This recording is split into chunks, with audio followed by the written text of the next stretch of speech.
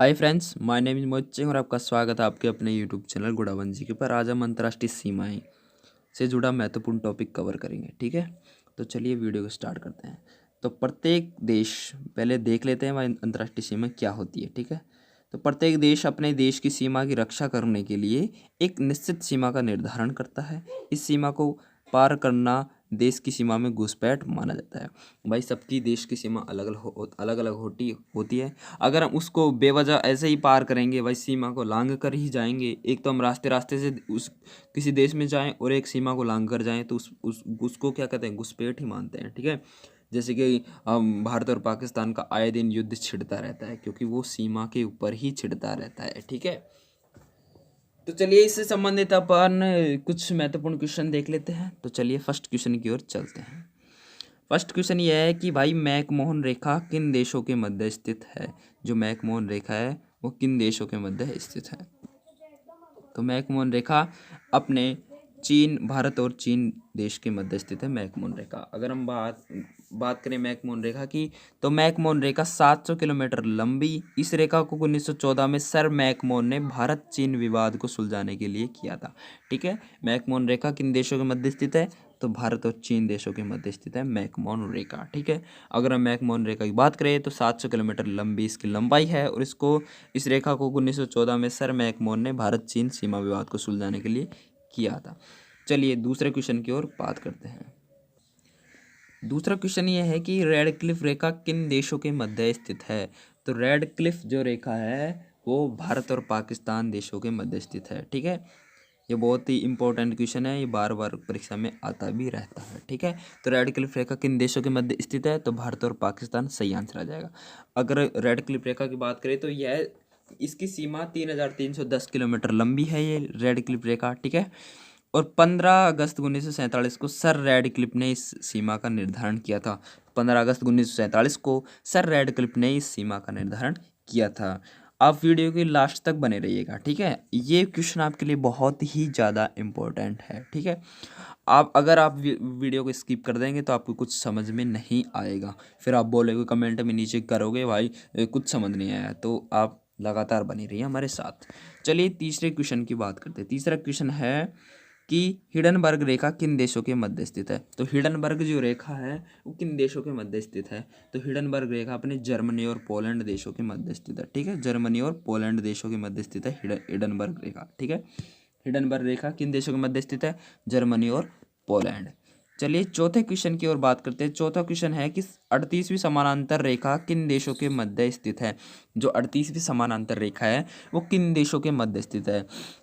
Option अपने पास चार चार ऑप्शन है। पहला है जर्मनी और उत्तरी कोरिया, अगला है दूसरा है उत्तरी कोरिया एवं दक्षिण कोरिया, तीसरा है जर्मनी और पोलैंड, चौथा है ब्रिटेन और आयरलैंड। तो 38वीं समानांतर रेखा अपने उत्तरी कोरिया और दक्षिण कोरिया के मध्य स्थित है। ठीक है, उत्तरी कोरिया और दक्षिण कोरिया के मध्य स्थित है 38वीं समानांतर रेखा। ठीक है, उत्तरी कोरिया और दक्षिणी कोरिया याद रखना। चलिए आप स्क्रीनशॉट भी ले सकते हैं।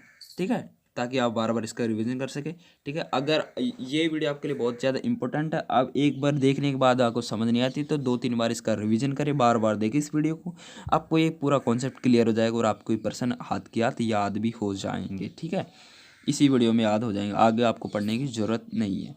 चलिए पांचों क्वेश्चन की बात करते हैं। पांचों क्वेश्चन यह है कि मैनीनोट रेखा, जो मैनीनोट रेखा है वो किन देशों के मध्य स्थित है। तो जो मैनीनोट रेखा है वो अपने किन देशों के मध्य स्थित है। अपने पास चार ऑप्शन है, इंग्लैंड और फ्रांस, कनाडा और अमेरिका, जर्मनी और फ्रांस और ब्रिटेन और आयरलैंड।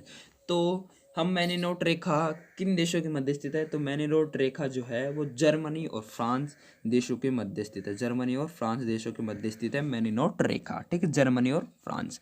अगर हम मैनीनोट रेखा की बात करें तो यह कंक्रीट और लोहा इत्यादि से मिलकर बनी है। इसका निर्माण सन 1929 से 1938 के बीच किया गया था। ठीक है, मैनीनोट रेखा का निर्माण, ठीक है, जर्मनी और फ्रांस के बीच स्थित है।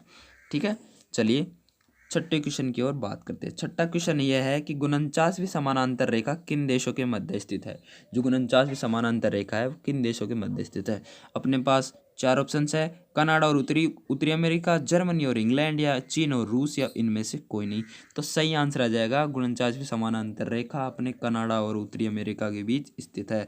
आपको अमेरिका भी लिखा हुआ मिल सकता है, उत्तरी नहीं मिल सकता, तो आप तब भी कनाडा और अमेरिका कर सकते हैं। अगर आपको उत्तरी अमेरिका लिखा हुआ मिले तब भी ये सही आंसर आ जाएगा, कनाडा और उत्तरी अमेरिका। ठीक है, चलिए 49 समानांतर रेखा अपने कनाडा और उत्तरी अमेरिका बीच स्थित है। चलिए 7वें क्वेश्चन की ओर बात करें। 7वां क्वेश्चन यह है कि मैन रहीम रेखा किन देशों के मध्य स्थित है। जो मैन रहीम रेखा है वो किन देशों के मध्य स्थित है। अपने पास 4 ऑप्शन है, रूस और फिनलैंड, या रूस और चीन, या भारत और नेपाल, या चीन और नेपाल।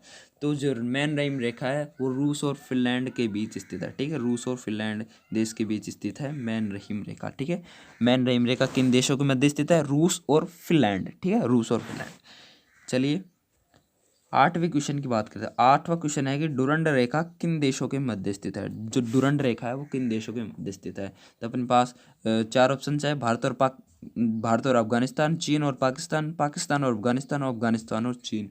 तो जो डुरंड रेखा है वो अपने पाकिस्तान और अफगानिस्तान के बीच स्थित है। ठीक है, पाकिस्तान और अफगानिस्तान के बीच स्थित है डुरंड रेखा। अगर हम डुरंड रेखा के बारे में बात करें तो 2640 किलोमीटर लंबी यह रेखा है। ठीक है, यह रेखा सन 1893 में ब्रिटिश इंडिया और अफगान प्रतिनिधियों के बीच हुई एक सहमति का नतीजा है। ठीक है, इस रेखा का नाम ब्रिटिश इंडिया के तत्कालीन विदेश मंत्री सर मोंटिमर डुरंड के नाम पर रखा गया था। ठीक है, तो सही आंसर डुरंड रेखा चीन और पाकिस्तान और अफगानिस्तान बीच स्थित है। ठीक है, चलिए 90वें क्वेश्चन की ओर बात करते हैं। 90वां क्वेश्चन है कि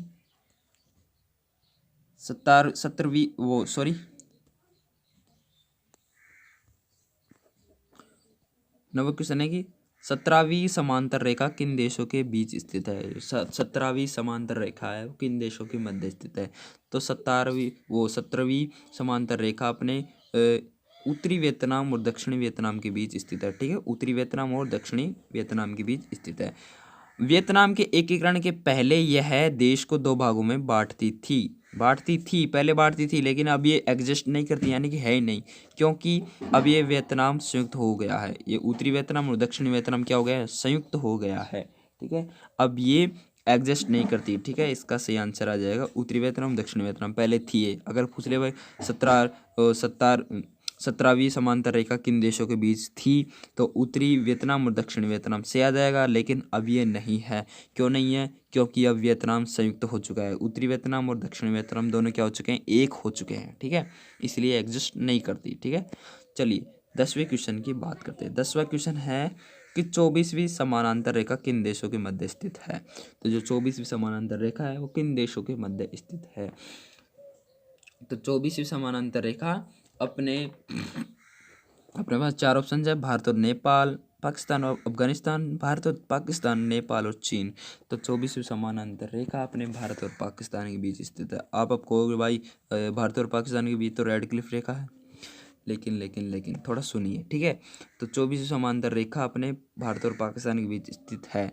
क्या कहता है, देखिए पाकिस्तान कहता है कि भारत तथा पाकिस्तान के बीच कच्छ के पास स्थित है। पाकिस्तान के अनुसार यह रेखा भारत पाकिस्तान के बीच ठीक सीमा पर का निर्धारण करती है, लेकिन भारत इस रेखा को स्वीकार नहीं करता। भारत सिर्फ रेड क्लिफ रेखा को स्वीकार करता है, और पाकिस्तान कहता है कि ये भारत से टच करती है, लेकिन ऐसा नहीं है। ठीक है, 24 समांतर रेखा पूछ ले तो भारत और पाकिस्तान आएगा। पहली बात ये पूछेगा नहीं, अगर पूछ ले तो सही आंसर यही करना। ठीक है, और रेड क्लिप तो है ही। ठीक है, चलिए 11वें क्वेश्चन की बात करते हैं। 11वां क्वेश्चन है कि ऑर्डर नीचे रेखा किन देशों के मध्य स्थित है।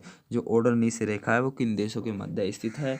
तो ऑर्डर नीचे रेखा है वो जर्मनी और पोलैंड के बीच स्थित है। ठीक है, जर्मनी और पोलैंड के बीच स्थित है ऑर्डर नीचे रेखा। ठीक है, यह रेखा पूर्व जर्मनी तथा पोलैंड के बीच स्थित है। यह द्वितीय विश्व युद्ध के बाद निर्धारित की गई थी। ठीक है, ऑर्डर नीचे रेखा। ठीक है, जर्मनी और पोलैंड के बीच स्थित है। चलिए 12वें क्वेश्चन की ओर बात करते हैं। ये 11वां क्वेश्चन नहीं है, 12वां क्वेश्चन है। ठीक है, लास्ट क्वेश्चन अपना कि सिजफाइड रेखा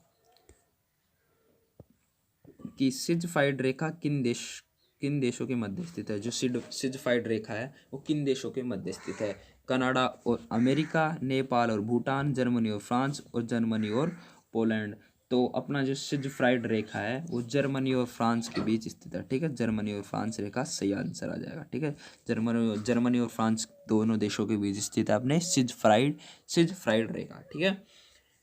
तो ये हो गए आपके 12 क्वेश्चन। आशा करता हूँ आपको ये 12 क्वेश्चन आपको समझ आए होंगे, ठीक है। और अगर नीचे समझ में नहीं आया हो तो नीचे कमेंट करना, ठीक है। मैं इस पर और भी डिटेल वीडियो बनाऊंगा, ठीक है। आज के लिए बस इतना ही। मैं मिलता हूँ आपकी इस नेक्स्ट वीडियो में। तब तक के लिए जय हिंद, जय भारत। वीडियो को लाइक शेयर करना ना भूलें।